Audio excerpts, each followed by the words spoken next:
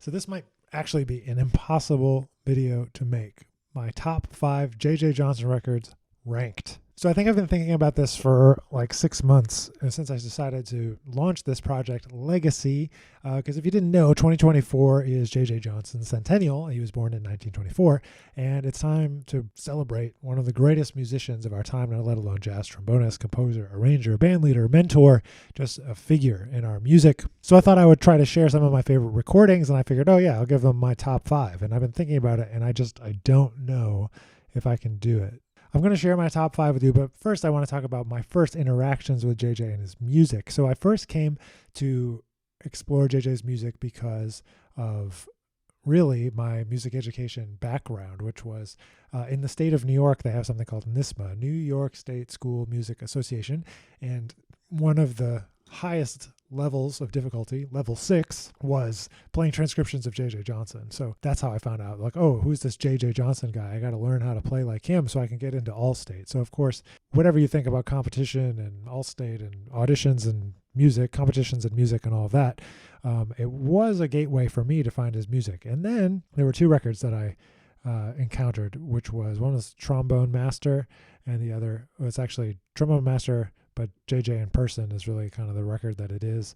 And then the J&K Octets, which has great tracks like Night in Tunisia, JJ in Person, and Trombone Master, which interchangeably are still some of the best JJ Johnson solos, I think. But I want to know in the comments from you, what are your favorite JJ Johnson records? Not just songs, but records, whole albums. For me, it was these ones, and then another one that came up is what is number 5 on my list, and we'll get to that in just a second. But there are so many great ones. JJ Inc., Really Livin', Live at the Opera House, The Total JJ Johnson, The Brass Orchestra, Live at the Opera House, and maybe even some other ones that you definitely should know, but maybe you don't, like Blue Trombone, Eminent JJ Johnson Volume 1, Eminent JJ Johnson Volume 2, Dial JJ, it says Dial JJ5 on it, but it looks like a phone, Proof Positive, JJ's Broadway, JJ and Voices, all the J and K albums, there's a bunch of those. And then I really like Live at the Village Vanguard from when he came back from retirement. Of course, these are only the leader dates. There are also so many that he played on as a band member or a side person, but I'm just focusing on the leader dates for now. But I said I was going to pick 5, so I'm going to try to deliver on what I said and get you my top 5. So just remember that these are just the top 5 that I like. It's not the top 5 that everyone should like, and I'm picking 5 that I think you should check out. If you ask me again tomorrow, I might just come up with a different list. So just please know that these are not definitive rankings, but just ones that I came up with for the spirit of sharing with you today. Oh, and I'm going to give you the TLDR on these. You should always try to find out who else is playing on these records. And I'm going to try to tell you all about it. All right, at number 5, we have the classic from 1957 with Stan Getz, Live at the Opera House. It was recorded September 29th, 1957, and also on October 7th, 1957. It's from a concert series produced by the great producer Norman Granz. It has an amazing band on here, including Oscar Peterson's legendary trio with Ray Brown and Connie Kay, the MJQ drummer, with JJ and Stan Getz. All icons of the music. It was something that he put together, Norman Granz, for part of he had that Jazz at the Philharmonic series. And so there's some great tracks on there with JJ. Some that I really like is Yesterdays. That's a classic solo that you should know. Also great on Billy's Bounce and Crazy Rhythm, Blues in the Closet. All those tracks are really fantastic to transcribe. So these are live recordings, which is also pretty cool. They really get to stretch out, and you can hear the kind of long form improvisation. Some of the tracks are 7, 8, 9, minutes long, and really you get to hear JJ and Stan Getz, for that matter, really kind of stretch out. It's really the album that I first started transcribing. I transcribed Hours of Time, Billy's Bounce, Crazy Rhythm, Yesterdays, and man, what a band. You can hear also, because it was recorded over 2 nights, there's 2 versions of some of the songs, so you can kind of compare and contrast. How did JJ play one night and then play a different solo on another night? So that is pretty awesome. And then how do you have Oscar Peterson on here and he hardly blows at all? That is crazy. But just goes to show you kind of what Norman Granz was putting together there. Now we're going to switch and go to an entirely different direction. This is number 4 for me. This is The Brass Orchestra, and this is from 1997. It features arrangements by J.J. Johnson, Robin Eubanks, Robert Farnon, Slide Hampton. It came out in 1997. So this was more towards kind of the end of his life. He was fulfilling another kind of project dream of his. It's a full brass orchestra with French horns, euphoniums, tubas, harp, as well as rhythm section. I'm going to read you part of this review from AllMusic about this. The results are beyond category, where the veteran trombonist writing has a feathery richness, urbanity, and depth charge in the bass reminiscent of, but not really indebted to, Gil Evans. He definitely took some inspiration, I think, from Gil Evans. There's plenty of straight-ahead jazz grooving, but also several episodes of formal, almost classical writing, which is definitely true. You can kind of hear his influence from that third stream side of things in his poem for brass, or Perceptions, that he wrote for Dizzy Gillespie. It features Robin Eubanks and Slide Hampton. It's kind of crazy to hear like JJ and Robin Eubanks kind of like back to back on like these different tracks. But this is a great one. I really love this one. It's a different area of JJ. Who else has recorded brass orchestra? I don't know. There's the Africa Brass with John Coltrane, but there's not too many other brass orchestra type things out there.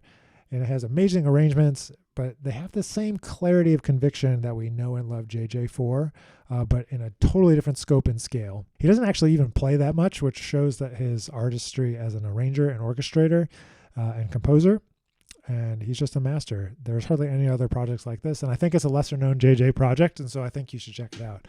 Not just for the playing, but for the compositions and orchestrations as well, to get the full scope of JJ, which is what we're talking about in this year of 2024 in this legacy project. Now we're going to back up slightly to a more conventional setting,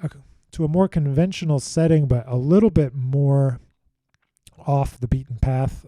This one is out of print, I'm pretty sure, but it is live at the Village Vanguard from 1988, the year I was born. And this is a fantastic record. It's got pianist Stanley Cowell, Rufus Reid's on here, Victor Lewis on the drums.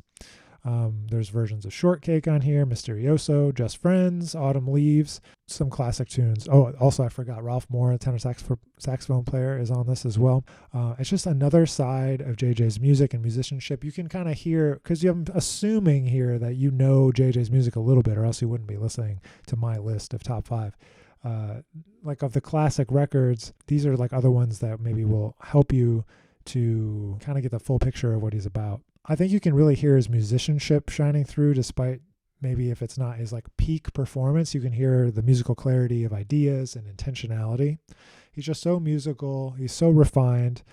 And it's just got a great vibe because it's a live recording. And I just love to hear live recordings, especially of the masters, because he passed kind of right before I even had a chance to get into jazz, really. And I just wish that I would have been able to hear him live. So this is, so live recordings are kind of the next best thing to being able to hear the masters in person now. All right, on to number 2 in my list today. And this was one that I didn't hear about until much later. I think I was in grad school when I first checked this one out. It's Really Livin' by the J.J. Johnson Sextet this time. The front line of horns with Bobby Jasper and Nat Adderley. Obviously Nat on cornet, Bobby Jasper on the saxophone. You got Cedar Walton on piano. You got James DeBrest on bass and Tootie Heath again on the drums. Tootie Heath plays also with him on that JJ in Person. Also one of my favorite things about that JJ in Person record. It's a live record, and they put the speeches or the talking from the concert on there, and he has some really great one-liners, especially there's one about Tootie Heath, which is funny. I'll let you go discover that for yourself. I won't give it away. Again, this is from Columbia Studios on March 18th and 24th, 1959, so right in the heyday.